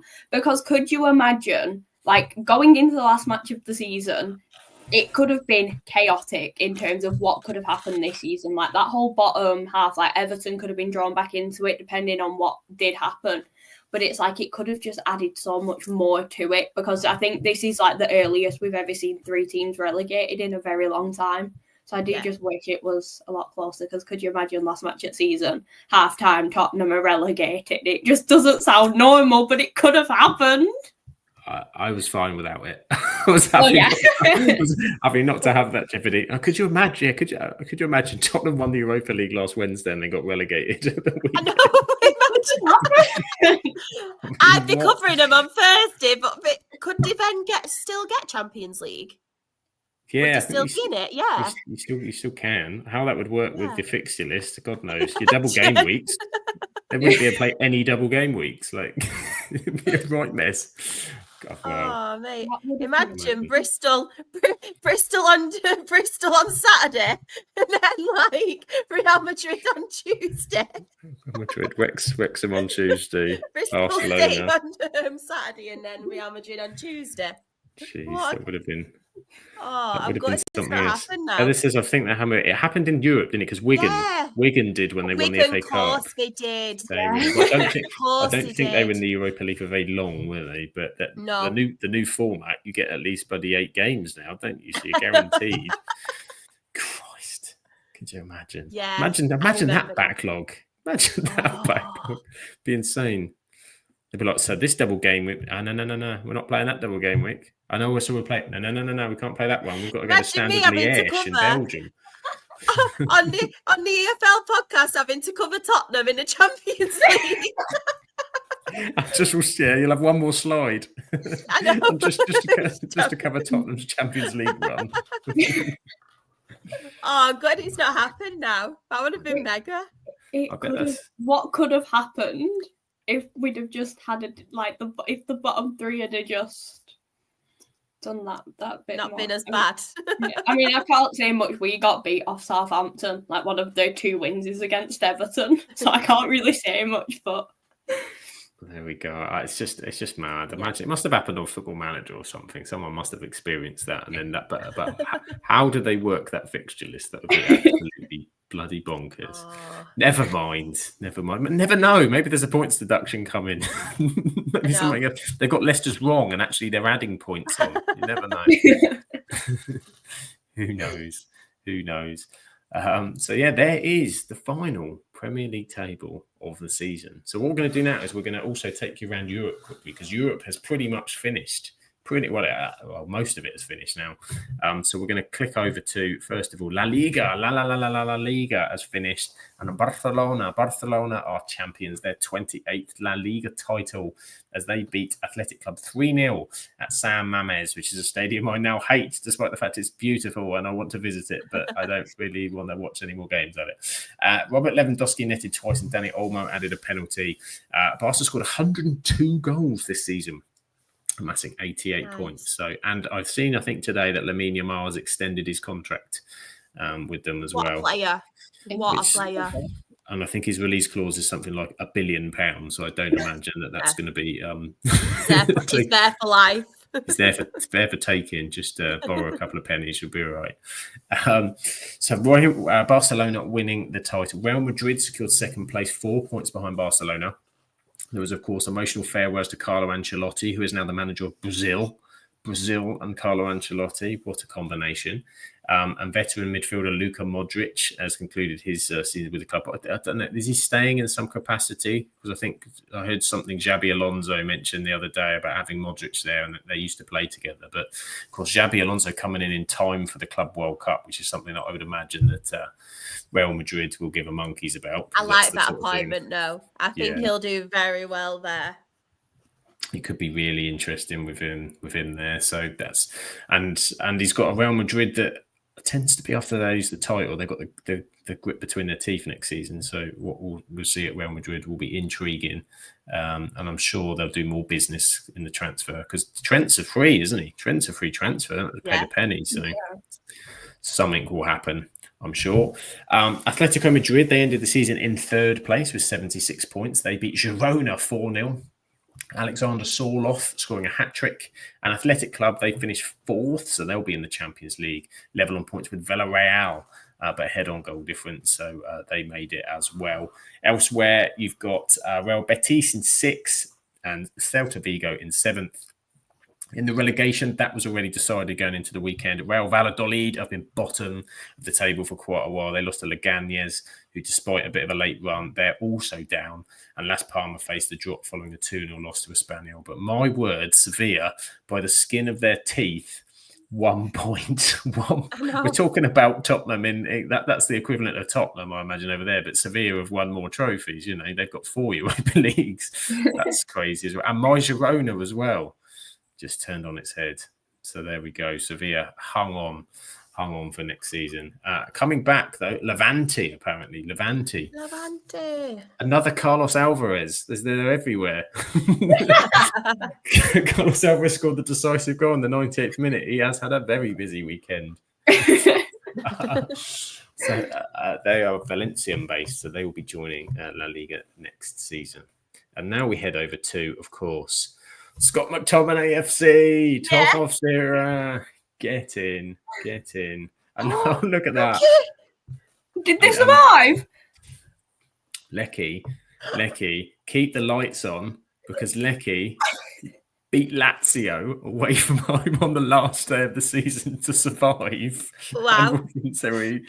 Just absolutely. And it was, I had a look, they were down to 10 men after 45 minutes as well, and then hung on, and Lazio got sending off in injury time. So they were defending like beavers, Jeff, for Lecce. I need to get a Lecce shirt for next season. This is it. We need a Lecce shirt. And of course, the chat have already named Levante as Levante Rodney Baby. Levante Rodney Baby. I love it. Levante Rodney will be joining the Spanish league. But yeah, in Serie A, Napoli clinched their fourth Serie A title, their second in 3 years, with a defensive, decisive 2-0 win over Calgary. Scott McTominay scored because he's the GOAT. And Romelu Lukaku, remember him? He scored as well. Oh. And Naples was in celebrations. Inter Milan finished just 1 point off of Napoli. But of course, they have got the Champions League coming up against Paris Saint-Germain at the weekend, which we're going to be covering next week. We will be back next week to talk about that. So, add some European continental, because why not? But there has been some rumours apparently about Simone Inzaghi and his potential. He's been linked to Saudi Arabian moves and 1 or 2. He's been at Inter for a little while, but of course, see how the Champions League final goes just yet. So it's Napoli, Inter Milan, Atalanta, and Juventus secured that final spot. They'll be in next season's Champions League. Roma and Bologna qualified for the Europa League, with Bologna's qualification coming via the Coppa Italia, and Fiorentina clinched a spot in the UEFA Conference League. Of course, and Lecce won. So Lecce are safe. They made it on the final day. And it also cost Lazio a European place as well. So we don't care now. Who cares? The Lecce main thing. is safe. Lecce safe, which means that Empoli, Venezia, and Monza will be going down this season. And the top scorer was Matteo Retegui of Atalanta. I think that's how you say it. To claim the award for 25 goals this season. There you go. And there's love for Napoli in the chat, and there's love for McTominay in the chat because. Just because, no even real reason. Because we can. The Bundesliga, because we can. Because we can. The Bundesliga was all done. There was no games this week. Bayern Munich, of course, champions. It was all wrapped up, but there was relegation to be decided. And Heidenheim remain in the Bundesliga for another season, thanks to a 4-3 aggregate win over, it was SV Elversberg with they got an injury time winner from Leo Schischenza, which means that they remain in the Bundesliga for next season. I mean, Holstein Kiel and Bochum are relegated to Bundesliga 2. Bochum are down. We've been replaced by FC Köln and Hamburger SV, also known as Hamburg, but I just love a hamburger, so they're forever Hamburger SV. And there's been a new manager appointment in the Bundesliga. Ooh. The greatest bald-headed Dutch manager, not Arne Slot. Erik ten Hag is back. Yeah. He's with Bayer Leverkusen. I'm happy for him, mate. I think he deserves a chance. I think, it was... And it's one of those at United, it was just such, like, I can only imagine the pressure is insane every day. And it gets out, it's just like, right, a fresh chance. He's got a good squad there. Xabi Alonso's done a great thing. But there's one or two that might be leaving, isn't there? Liverpool heavily linked to Florian Wirtz. That's one big one that could be a hit for him. Good player, him as well. Very good player. But pleased to see Ten Hag back. So Ten Hag will be manager of Leverkusen for next season. Now over to the Eredivisie, that's all done as well. PSV, it was all over a few weeks ago because Ajax absolutely tanked the title to PSV in the end. And they did. They had their European competition playoffs, which was won by AZ Alkmaar with a 3-2 win over Twente in the final, which included a goal from Ruben van Bommel, son of Mark van Bommel. Remember him, legendary Mark van Bommel. Secured the place. Another Ruben getting the job done for them. The promotion relegation 2-leg playoff is between Telstar and Willem II, or Willem II, I think they call it. Willem II, the second and more improved of the Willems, battling to secure. Will I am in Eredivisie. Eredivisie. But sadly, we will be saying goodbye to Walwick. Walwick have gone. Oh, no. Where have I been? Walwick have been relegated despite winning on the final day, and Almere City have gone down. However, we welcome, frankly, my dear, I don't give a Volendam. Volendam are coming up, as well as the mighty Excelsior are back in Eredivisie next season. So some wonderful teams coming up. Poor Walwick. Warwick, it's all over for Warwick. And League 1, PSG won the league ages ago, probably like match day 2 or something, can't remember, but it's been done for a while. The relegation playoffs as well, there's second leg to come between Reims and Metz, with the second leg on Thursday. Marseille, Monaco and Nice will be in the Champions League, Lille and Lyon in the Europa League, and Strasbourg in the Conference League. But who needs European competitions? They're overrated. You don't really want to play in one game a week. That's what I've heard. That's the way to do it. Who needs any of that? And leaving us next season, sadly, it's going to be Saint Etienne and Montpellier. Montpellier with a dismal 16 points. So not. I think they should have a competition where all the bottom sides play each other in a tournament, of all the leagues, and just have a, that'd be just to give one of them a moment. Have Southampton in there, Montpellier, Warwick. We'll have Markham for Jen as well. Or someone just play it on. Someone play it on FIFA and give him a trophy. I think we should do it. We should have an absolute football podcast FIFA tournament with all the both teams and few wins. We'll do it over the summer. We'll stream it. With all the bottom teams of the European League battling for a piece of silverware. And of course, coming up, we've got Lorient. Lorient are back, and a new rival for PSG It's Paris FC are coming up. Oh, go on the FC. Paris FC returning apparently after a 46-year absence to the top flight of French football, will be coming to challenge the mighty Paris Saint-Germain. Come on, FC.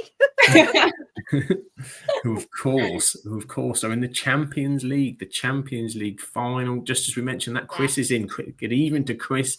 He's just finished work. Hope you're okay.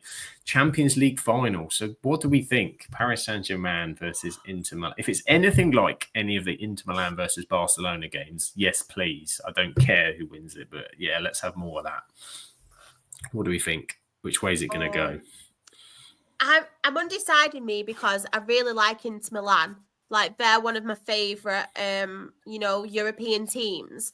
But I feel like it'd be nice for a new winner as well with PSG. And I feel like this is a season for new winners. Because obviously we've had, like, your Crystal Palace. We've had, like, people who've not had that before. And it's been quite a freaky season in all aspects. So my heart is Inter Milan, but my head's saying PSG. And they kind of earned it the right. This feels like a proper team now, rather than before, which was chuck a load of money out. It seems like it's well put together, and they're exciting to watch, players. And they're fun. They're very good. Rebecca, are you earing towards Paris Saint-Germain or Inter Milan? I just want it to be entertaining. Like, that's my main thing. 6-all, please. Oh yeah, imagine. Yeah, I've not really watched any of the Champions League, so it's just been one of them. It's just been there, so it's like I don't really mind whoever. I think I'd prefer PSG. I think I'm more PSG, but I don't have a reason why. It's just why not? Just why not? Why not PSG? Well, we are covering it next week, so hopefully you might see some of the final. Otherwise, it could be a very short show next week. We'll come up with something else to talk about. I'm not sure what. It will be Champions League and something. But Grimmy's back as well, I think, next week. So I'll say to him, come up with a topic, Grimmy, to entertain us all. We could do England. We could do. We're going to save team of the season, all that, because we're going to do a season review. So all of that will hold. Talk about the Champions League format and whether you think it's been good this season and whether you've enjoyed it. I've actually enjoyed it, to be fair, but people haven't. Rebecca's like, what format? What's changed? You have to watch every game now and repeat, Rebecca. Yeah, it's on iPlayer. I know the format changed because I once went into uni and they made us do a whole presentation on like why we thought it was or wasn't good, but it didn't make much sense to the point where we had to draw a diagram of it in my notebook to try and understand what it meant. It's an interesting, yeah. I'm a bit hit and miss with it. I think there's been times it's been better, and then there's been times it's been a bit kind of higgledy-piggledy. But yeah, if we can talk about it, why not? It'll give us something to chat about. Heather says, will you do a review of your predictions? We will, probably in the season review video, but I'm trying to tie Lucas down at the minute because I want Lucas on it. I'm waiting with bated breath what he thinks of Arsenal season. He's been holding that in. He's not shared his views. So I think we need Lucas on that season predictions. And how I can tell you already that none of us had Liverpool as champions. None of us had Nottingham Forest in the top 7. None of us had Manchester United 15th. And none of us had Tottenham Hotspur 17th. So that is clear. None of that is correct. But I think, to be fair, I don't think there's anybody out there that got any of those predictions. Everything else is a little bit more up for grabs. I'm sure we'll do it. But, of course, it's not just France. There's still stuff happening in Scotland because Scotland... And importantly, the podcast made a new club friend yesterday as well. Rebecca, tell us all about it. Yeah, so the season was finished. I covered all that last week. If anyone didn't hear it, you can go back because there was a lot to go through. There were 2 pages of notes, in which there's 1.5 today. So the league came to an end last week, but of course we saw Scottish football. So of course you still get a full roundup. It was the Scottish Cup at weekend, which was between Aberdeen and Celtic. Aberdeen were crowned the Scottish Cup champions after ending Celtic's hopes for the treble on penalties. It was a match of chances for both sides. Celtic did dominate in the number of chances, but it was an entertaining match. It was also a match of own goals, which was quite interesting. Celtic took the lead in the 39th minute through an Alfie Dorrington own goal. Then Aberdeen equalised in the 83rd minute through a Casper Schmeichel own goal. Oh dear.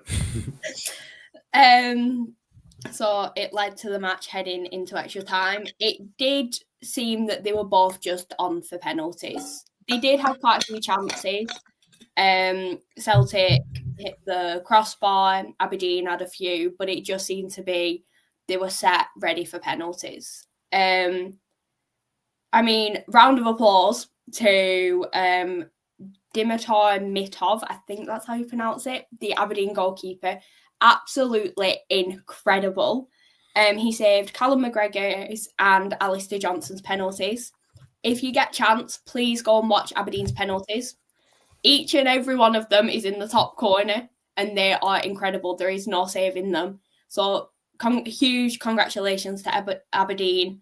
Very well deserved for them. It has been an up and down season for them, especially towards the end with the split. It hasn't been the best for them, just dropping out of the top 3, but it was very well deserved for them, and it is their first trophy in over 30 years, I believe. I think it's like 38 years. So huge congratulations to them.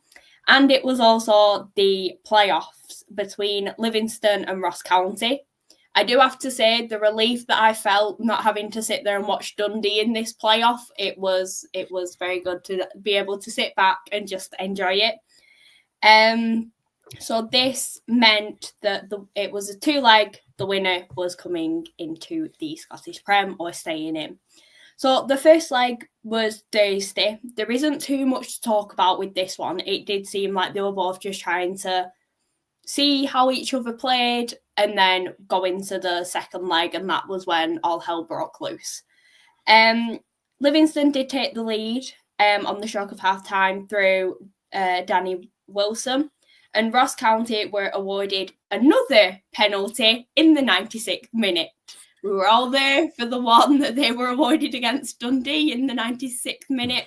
They got another one. Whether it should have been or shouldn't have been is up for debate again. So it was 1-1 heading into last night with everything to play for. What a match yesterday. Absolutely incredible for like a one if you're trying to get into the Scottish Prem. Just watch any match. They all come with something controversial or just something really random. Huge congratulations to Livingston. They won 5-2 on aggregate. 5-3 on aggregate. Could have been 5-3. It confuses me, the aggregate one, like I forget. But huge congratulations to them. They now bounce straight back into the Prem after being relegated last season. So they've put the heartbreak behind them. And honestly, it was an incredible watch. Ross County did start quick, opening the scoring through Josh Nisbet. I think it was in about the 7th minute. They then doubled their lead through Ronan Hale after it was a mistake from Livingston, which was heartbreaking, playing it out from the back. It just didn't work, and they capitalised on it. But even being 2-0 down, Livingston didn't let the heads drop. They were still in it, and they were still fighting, and they did pull one back in the 39th minute through Lewis Smith.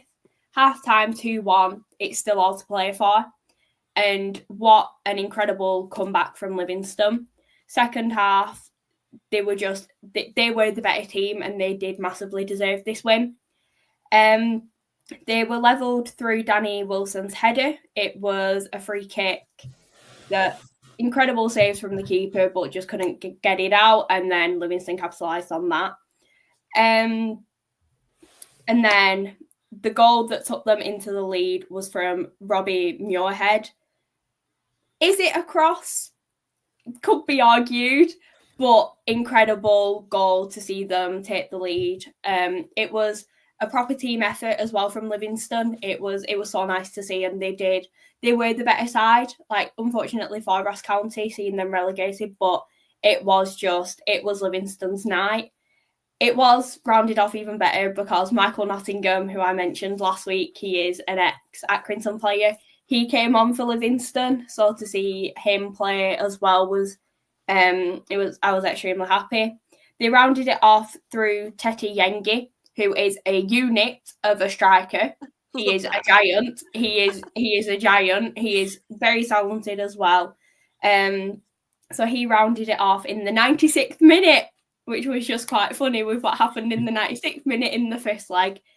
So they will be going up with Falkirk, with St Johnstone and Ross County being relegated into the Championship. But yeah, huge congratulations to Livingston. Very well deserved, and it was an amazing 2 legs. So yeah, cannot wait to see them back in the Prem next season. As long as they don't beat Dundee, I'll be happy.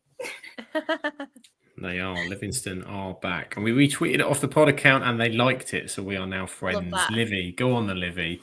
Go on the Livy next season. Our new adopted team. Another adopted team. And we'll be covering all of that next season with our Look Rebecca roundups as part of our European coverage, of course. But wowzers. We've done it. That's the end of the domestic football top league season, because there's plenty still going on. There's still playoffs and such still being covered in some of the other leagues. So we have covered it all. So before we get to all the socials and such, I just want to update in terms of what we're going to be doing for the summer, what the plan is for the Premier League show. Each show's doing slightly different things, but we'll keep you apprised what they're doing. So the plan is we're still going to be on next week. Going to talk Champions League, some stuff, transfers, something. We'll come I've got extra. Sorry, I've just remembered. We need to go back to the Scottish one. I've missed out a paragraph.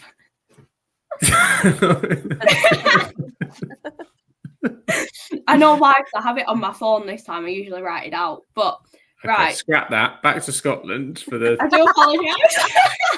The season is not over. Scotland just reinstated themselves for another half an hour. I do apologise.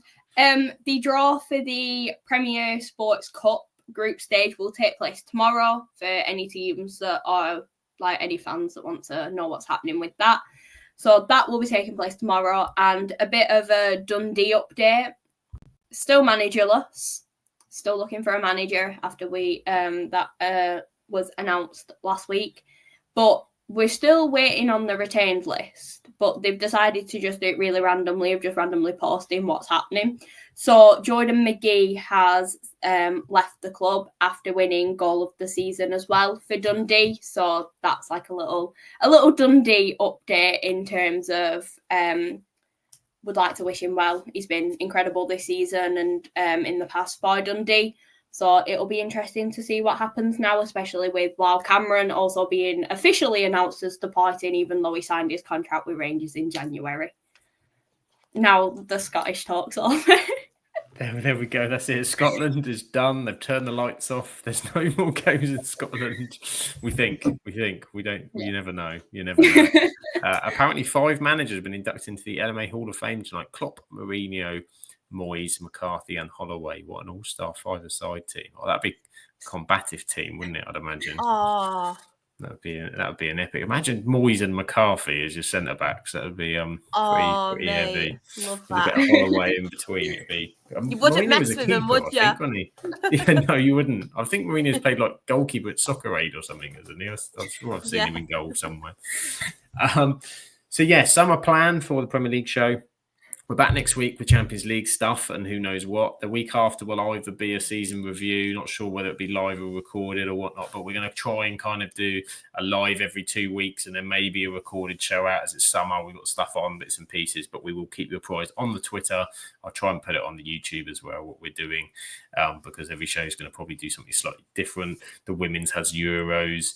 Shah's got lower league and non-league and all this stuff we've got to sort of cover with lots of stuff going on. So we'll work it out. We'll let you know. But that is the plan for Tuesday. But of course, so you don't miss anything, you need to follow these people. Follow these people on the podcast, of course. The wonderful Shah. If you're not already following her, then there's questions that need to be asked. But if you're not, just in case, where can everybody find you, Shah? I am on Twitter, TikTok, Instagram as ShahXREFC. Her Game 2 stuff is Rochdale HGT.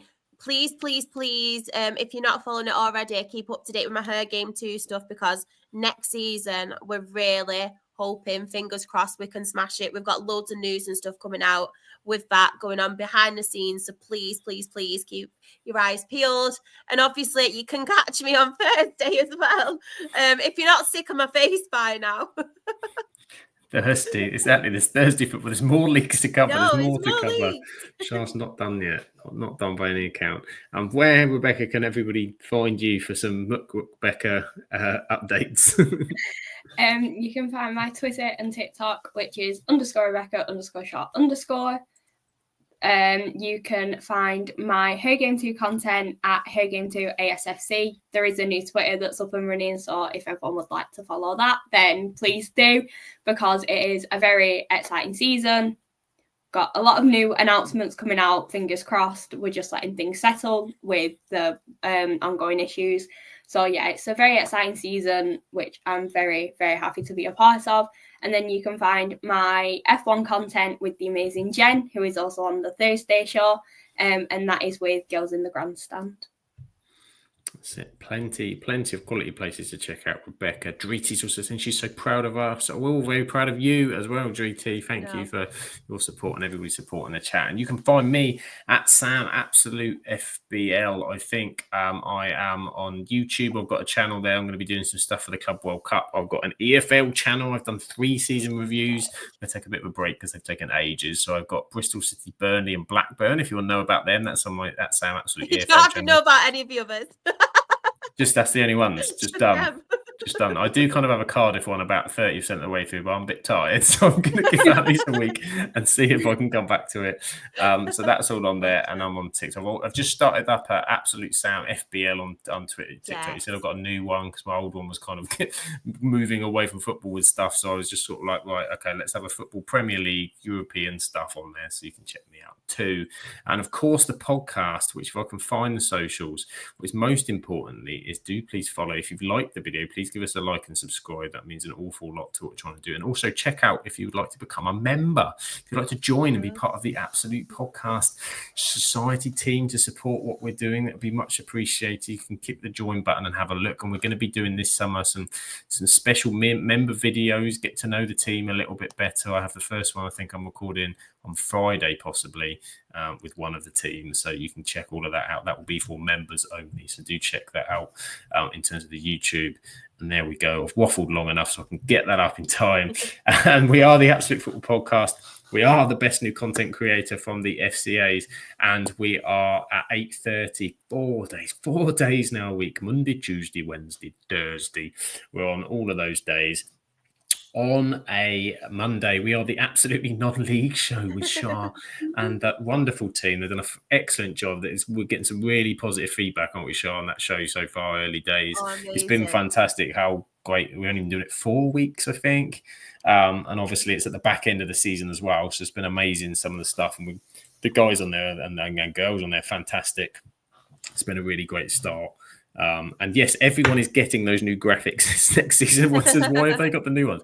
Everyone's getting them. We just don't want to give it all away now. You have to have new season graphics. It's all part of it. Yeah. On Tuesday, we are the Absolute Premier League show, of course, with myself, Rebecca, Lucas will be back soon, Grimmy as well will be coming with Shah's on with us as too, Hannah too will be with us as well at points. Absolutely Women's Football show, of course, with Freya and the team on a Wednesday. They've got the Champions League final to cover.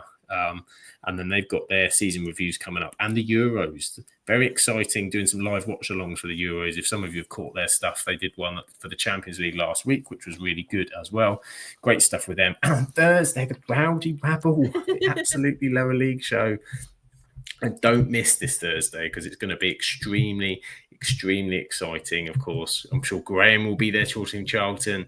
Mr. Ant will be there talking about Sunderland, about his promotion. I might be there. Just don't know what I'm going to talk about, but I might be there just to join the fun this week. Just having a party. Just having a party. Bring your party hats. EFL playoff party will be there.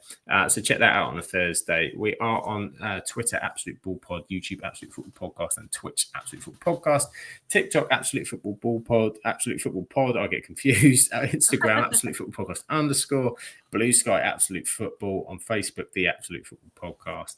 We are in all those places, as we said, too. Please like, subscribe, and all of that wonderful jazz. But for now, thank you for joining us for the whole of the Premier League.